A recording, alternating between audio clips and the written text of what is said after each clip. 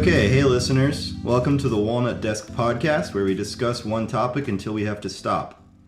Today's topic is teeth. Now, Will, what do you think or feel about teeth? I think about teeth a lot. Yeah, me too.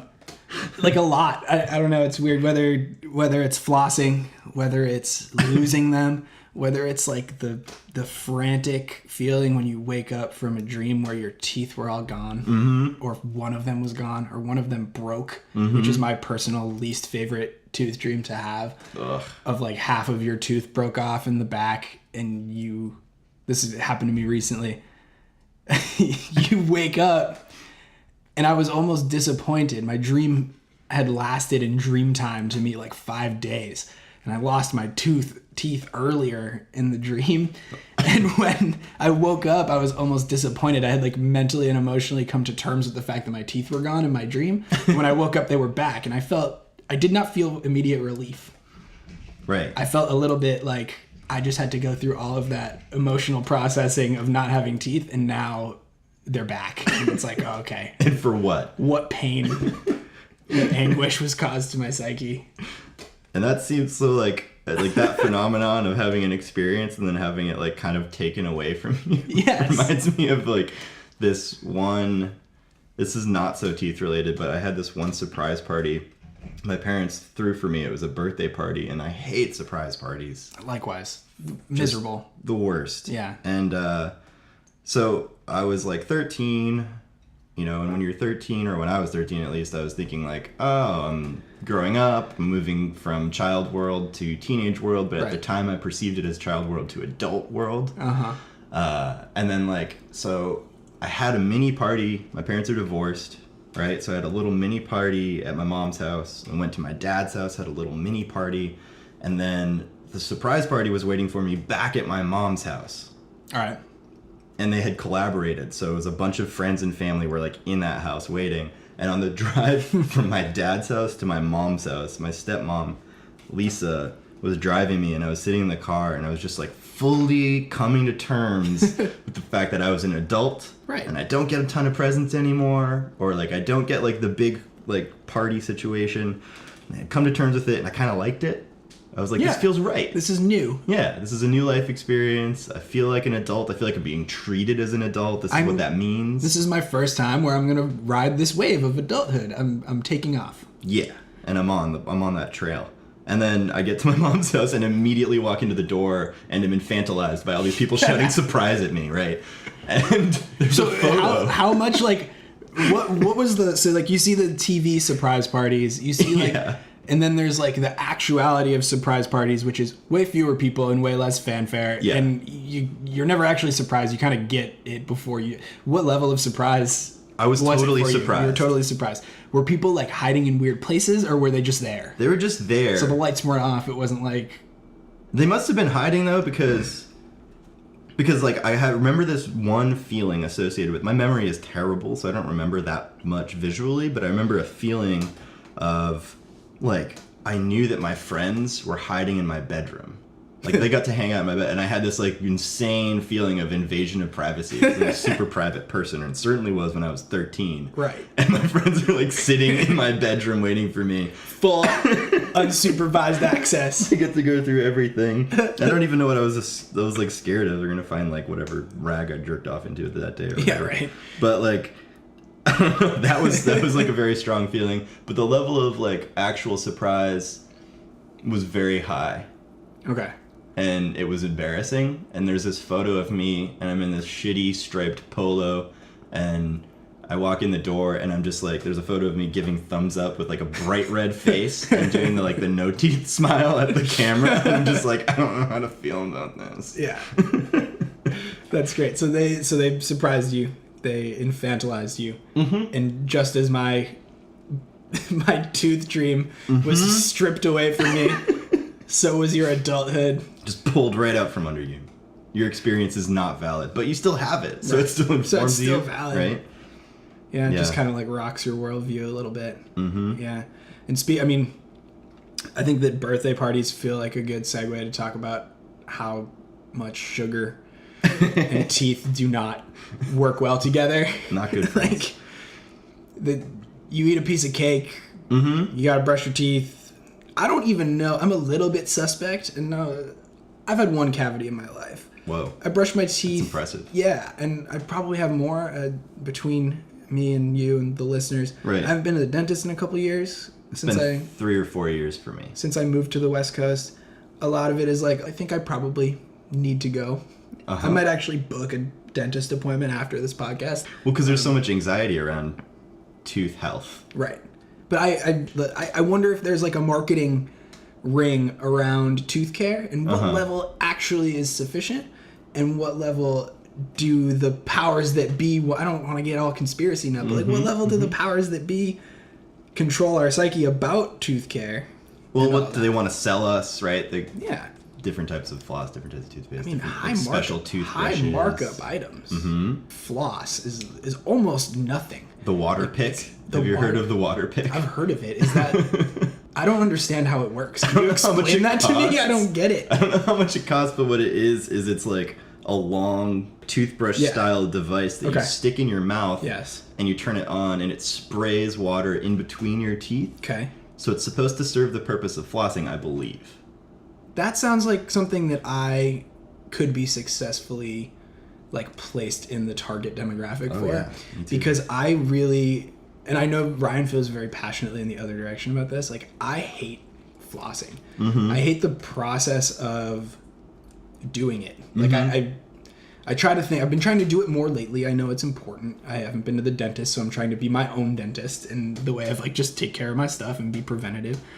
But like I will forget it if out of 7 days of the week, if I like really am making it a thing, I will consciously forget it 3 of those days. Right. But so here's a good question, flossing. Like, so when you're going to bed. Yes.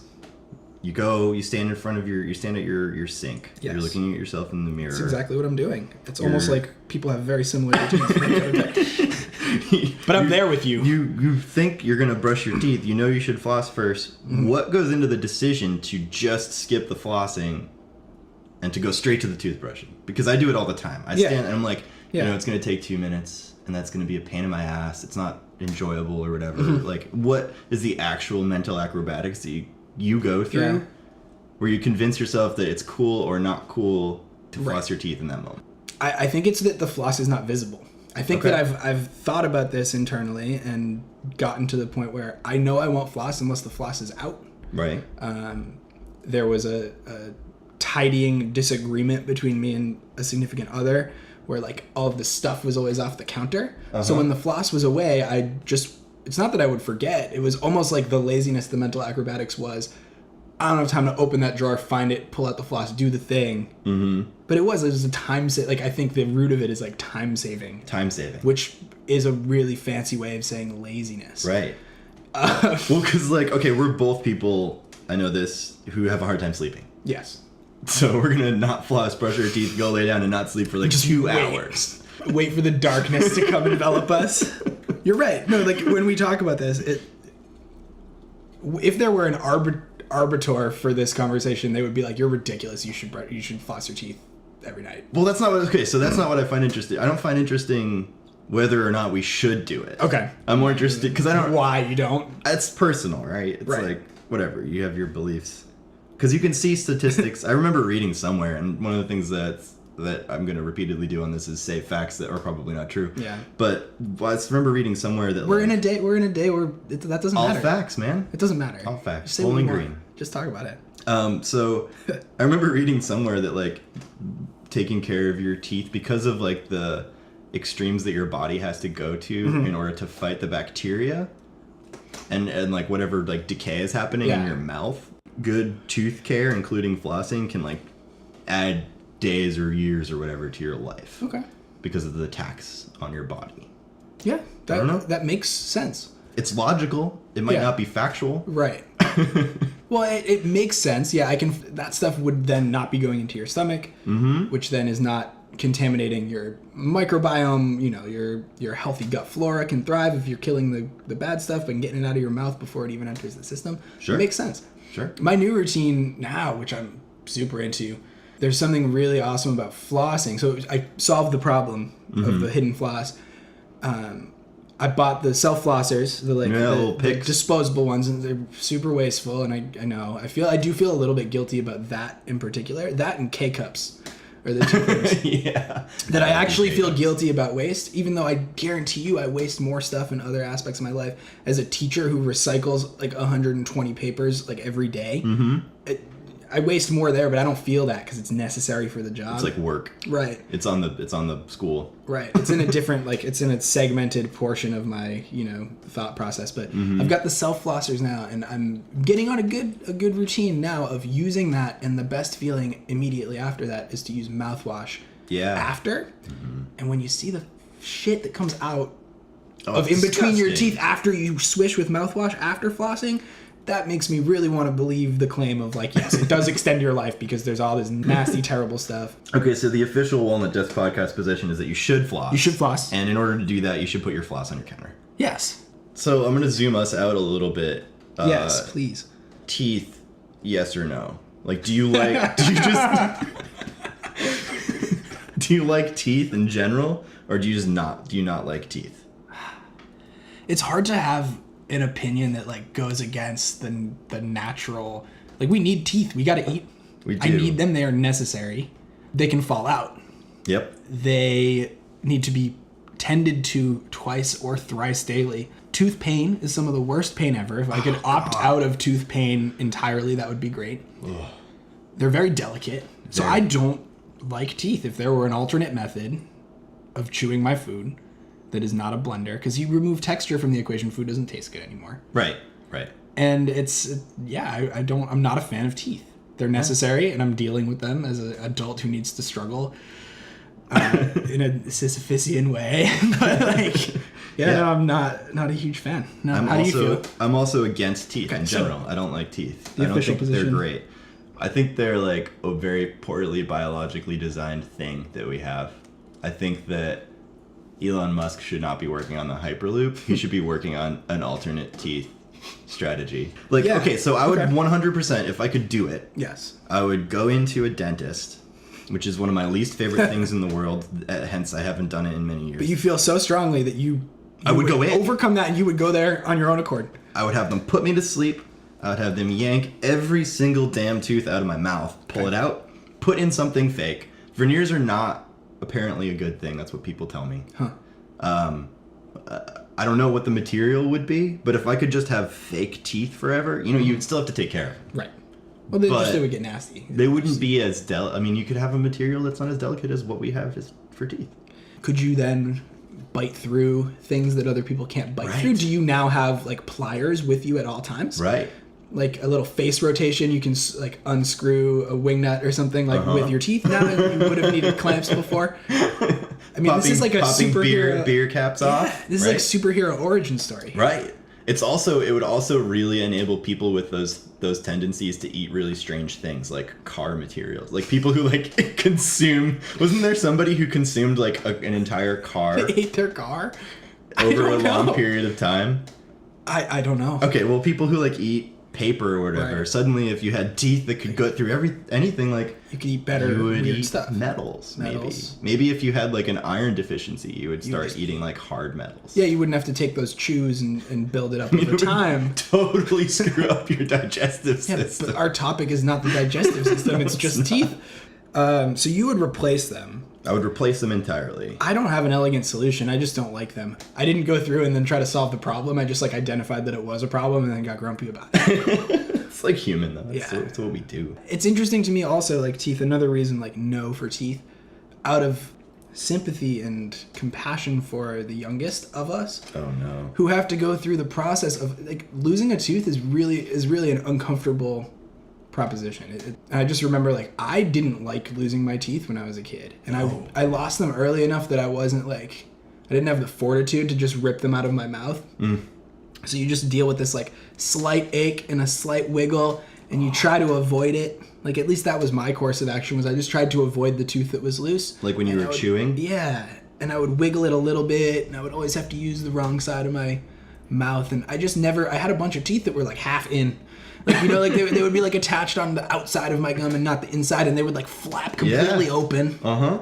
Exposed gum. This is, yeah. You know, and you catch it wrong with your tongue and it like twists weird. And you either got to keep twisting it, which I was not a fan of, or you got to put it back. No. Like you try to force the tooth back into the hole. It's a very distinct feeling, right? Yeah. You take the tooth with the little nubby bits and you try to put it in. I distinctly remember this, Oh, yeah, right? I still feel it. You try to put it in and then you know you're getting the angle wrong. And it's like rubbing at the inside of your gum. Yeah, it's like poking the soft spot. So I would just rip them out most of the time. Okay.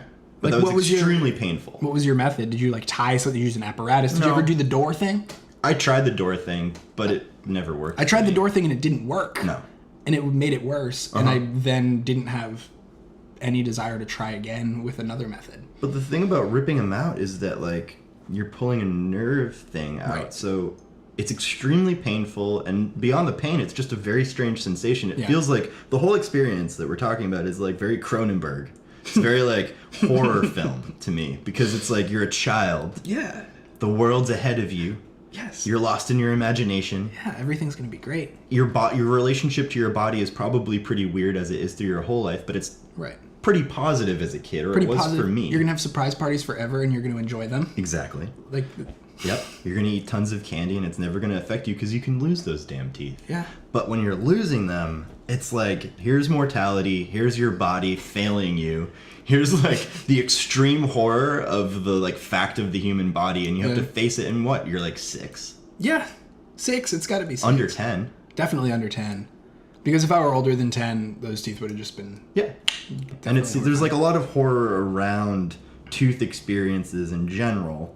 When I had my wisdom teeth taken out, I didn't have any money for like the laughing gas or to be knocked out or anything like that, so I was jeez. totally awake through the whole wisdom tooth extraction experience. Which, let me just like briefly walk us through that experience, because like I was, whatever age you said, I was 17 or something, 18, and I had 2 impacted ones, and those were the ones that the insurance would cover, and then the other 2 are actually still in there. They probably shouldn't be. Right. But So I'm feeling insurance. it right So your now. insurance would cover the impacted portion. I had, in air quotes, 4 impacted wisdom teeth. Oh, so they were willing. I had a slick oral surgeon who was like, "Yeah, I don't care who pays me. Your oral surgeon was kind. Yeah, I don't care who pays me. Like if it comes from the insurance company or it comes out of your pocket." You had 2 impacted. I had 2 impacted, and I brought headphones to listen to music, and I was listening to Every Time I Die. I had that. Yeah. I sit down, I put them on, and then you see these like instruments where they do the Novocaine, and then they wait for that to numb up, and then they do the full local. Which, by the way, this is the only time Novocaine has really ever worked for me, when they did the full local to the sides. Okay. Because that's right into a nerve, right? Yeah. Is it? Yeah. Whole side of your face goes numb. I was completely numb, so it wasn't a painful experience. But I have like visuals. I have like my memory's really shitty, so like I have these random visuals. One of them is the guy like leaning over, smiling at me with like putting like instruments into my mouth. Another one is one of the like dental assistants putting her foot up on the chair that I was in, and then pulling shit out of my mouth. Like I could see blood on these instruments. There were like tooth fragments. I could see them. They were my head was being like pulled from side to side all over the place. Yeah. It was just a really intense experience. And then I get up and go to the recovery room afterward and just completely pass out. I don't know how long I was out. I just like laid down on their little recovery table and was just like, why could that not have happened 10 minutes ago? My only memory from that experience is nothing like yours. I don't remember anything at all except for really waking up, like being woken up and told to go to a place where I have no idea what happened in the next hour after that. But I remember catching out of the corner of my eye like the leftovers, they hadn't fully cleaned up yet. They just moved the stuff like off of my chest and off of the table, or wheeled the table over to the side. Yeah. I just remember seeing like the sheer amount of blood and stuff that like had come out of, had to have been me. yeah, In that surgery room. it's just all your blood all over their instruments.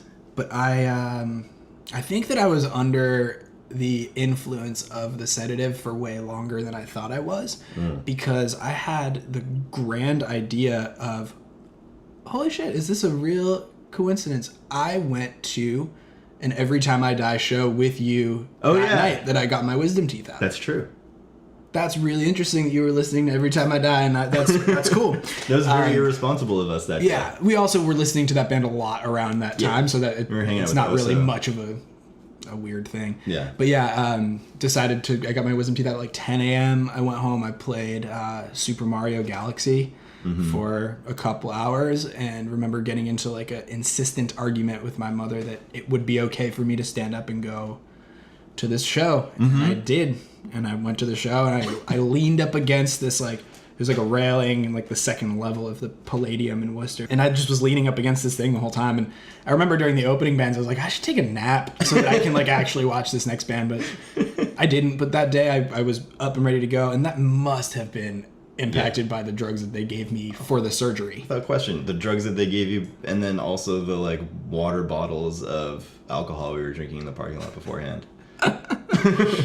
Yeah, that was a bad decision. I did have to go back and visit the surgery place again a couple weeks later, probably because of that fresh, awesome decision that I made on that first day. But did you get dry sockets? I don't think they were technically dry sockets. I had a bit of like when you stick your finger back into your mouth and like you can feel that where the wisdom teeth used to be. Yeah. That part got like swollen and it was like really, it was hard to brush around my back teeth. So they had to lance me open and drain them. God. And then they just kind of like stitched them back up again. Was it pus or just blood? I don't know. I actually have a very vague memory of that part of it. I think he just kind of like sliced it a little bit. I didn't even feel it. I don't even think I had on your gums, anesthesia. And yeah, he just drained it out. He wrote me another script for like opioids, which I didn't even use. I didn't even need it. Yeah. I actually it fell out of a notebook that I was cleaning my house the other day, and the script for that stuff fell out from like whenever it was, like 2008. Yeah. Just like in a notebook. I thought that was interesting. Yeah. Yeah. I did get dry sockets. You did? Yeah. And I was working at Subway at the time in the Hampshire Mall. What are dry sockets? I'm not exactly sure. I did know then, but now like my memory of it is that it's just this like your wound doesn't really heal, so it's open all the way down to the nerves and the bone basically. And every time you breathe you just get this sharp shooting pain. And I didn't get meds for it again because of my shitty dentist and money situation, and then so I was just taking like ibuprofen and then going to Subway to work my sandwich artist job. And I distinctly remember some asshole coming up to me and singing the $5 footlong song at me. I don't know if you remember this ad campaign that they had. Oh yeah, I remember it. It's back and earwormed right now. I'll be singing it to myself when I get home. But so yeah, he came up to me and I was like sweating and trying to stay vertical and trying to make his goddamn sandwich. Oh, that's brutal. Just standing up. Also, like, it makes me...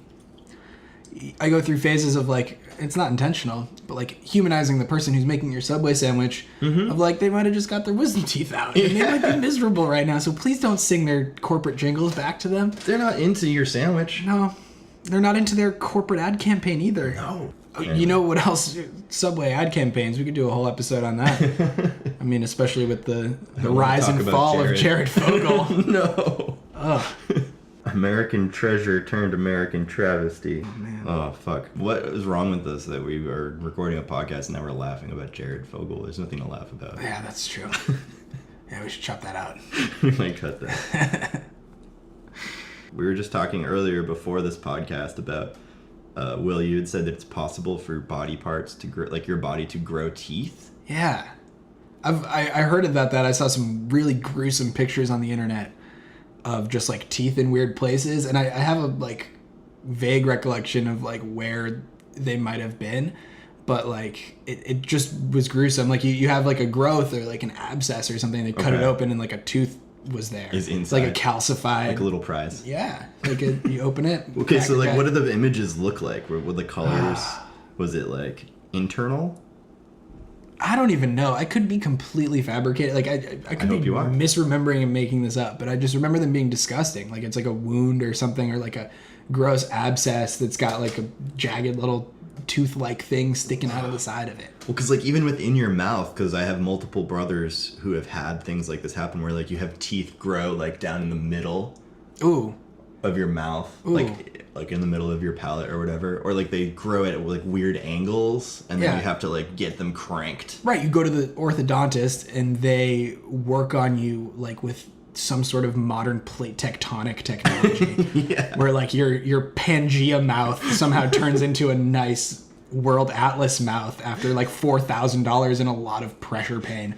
That was the worst part of having braces, was the pressure pain. I never had them. Oh. I don't believe in them. I have like a very strong belief in like, unless you have like really truly debilitating things, like this whole braces culture is just a money thing. Like we were talking earlier about the like the industry around teeth.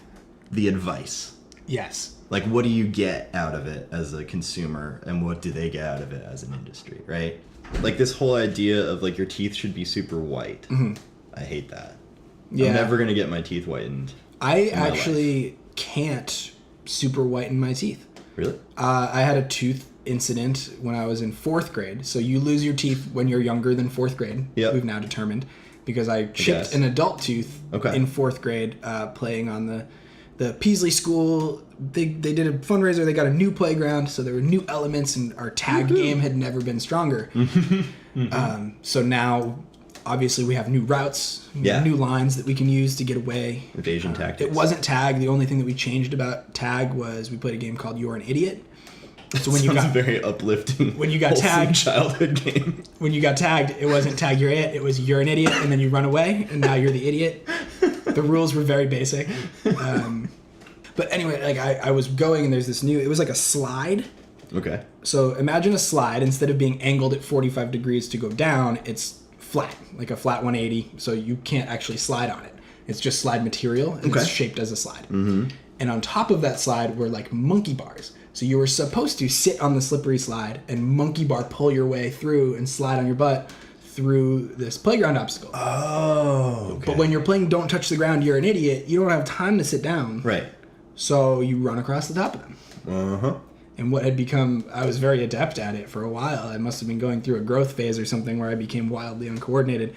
My foot slipped through 2 of them. Mm-hmm. My forward momentum took me forward and smashed my front tooth on the metal bar.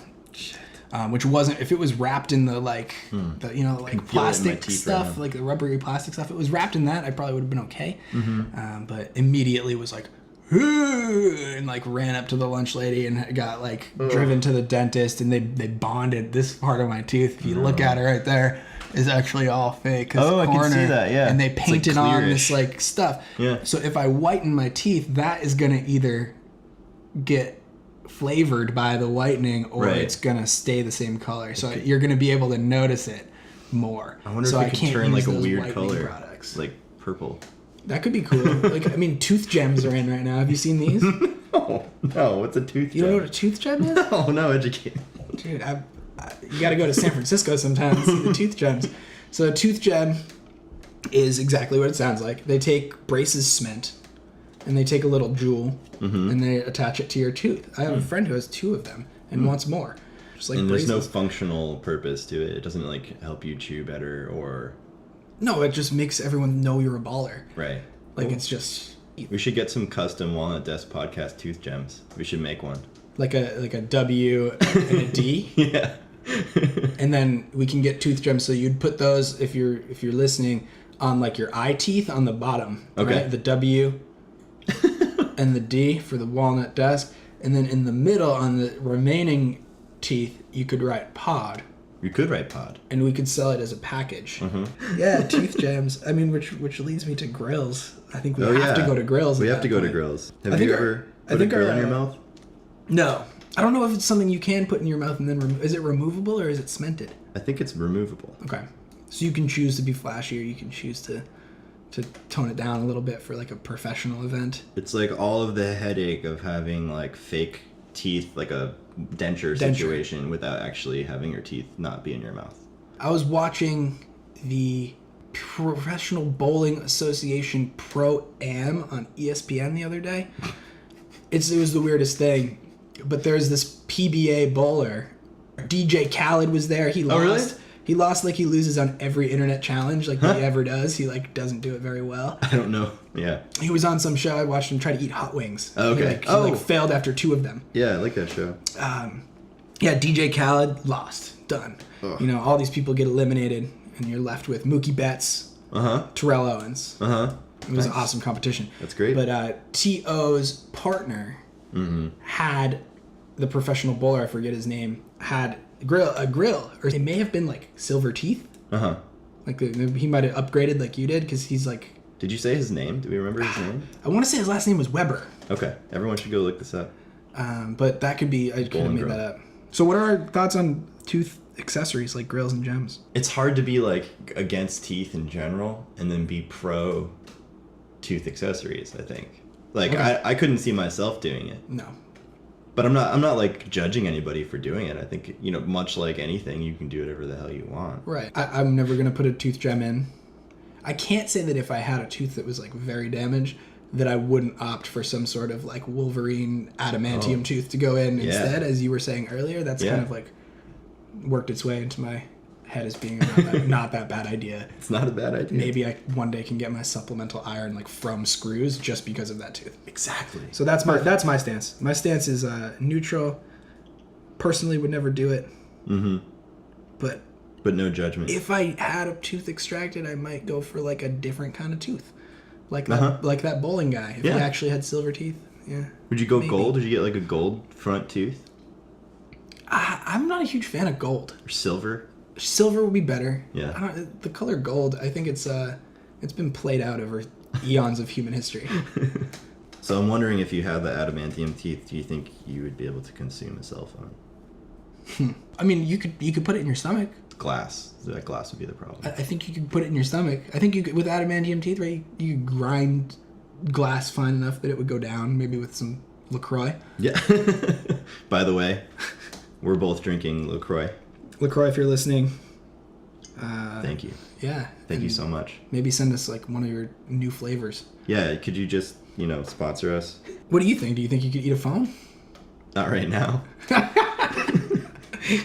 I do need to go back to, okay, this is like probably the 3rd time that you've brought up like eating things that we're not designed to eat. And I'm just wondering, like, do you have a fascination with eating metal or non-food items? Oh, no, I just find it absurd. Like, because there are people who have a desire. I can't remember the name of it. Hannah, do you remember the name of the thing that makes you want to eat like paper or like metal or dirt?